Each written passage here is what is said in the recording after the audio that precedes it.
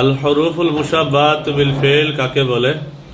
যেসব হরফ সংখ্যা এবং অর্থগত দিক থেকে ফেলের সাথে সাদৃশ্য রাখে তাকেই হরুফুল মুশাব্বাহাতু বিল ফেল বলে। আল হরুফুল মুশাব্বাহাতু বিল ফেল কয়টি ও কি কি? আল হরুফুল মুশাব্বাহাতু বিল ফেল এই ধরনের হরফ মোট 6টি, যেমন ইন্না, আন্না, কান্না, লাকিন্না, লাইতা, লাআল্লা। এর আমল কি? এই হরফগুলো জুমলা ইসমিয়ার শুরুতে এসে মুবতাদাকে নসব দেয় এবং খবরকে রফা দেয়। তখন মুবতাদাকে এগুলার ইসম বলে এবং খবরকে এগুলার খবর বলা হয়। যেমন ইন্না যাইদান কাইমুন। ইন্না আন্না কি অর্থ দেয়?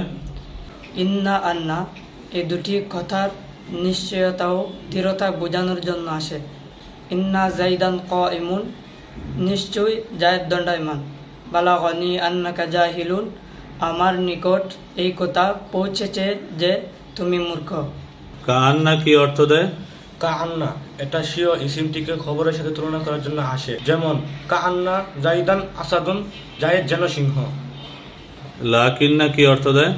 লাকিন না এটা এর পূর্বের কথাতে কোনো সন্দেহ সৃষ্টি হলে তা দূর করার জন্য আসে।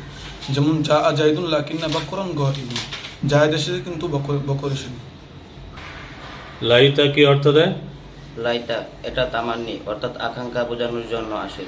যেমন লাইতা শাবাব ইয়াউদু, যদি যৌবনকাল ফিরে আসতো। লাআল্লা কি অর্থ দেয়? লাআল্লাহ এটা তারজ্জি অর্থাৎ আশা প্রকাশ করার জন্য আসে।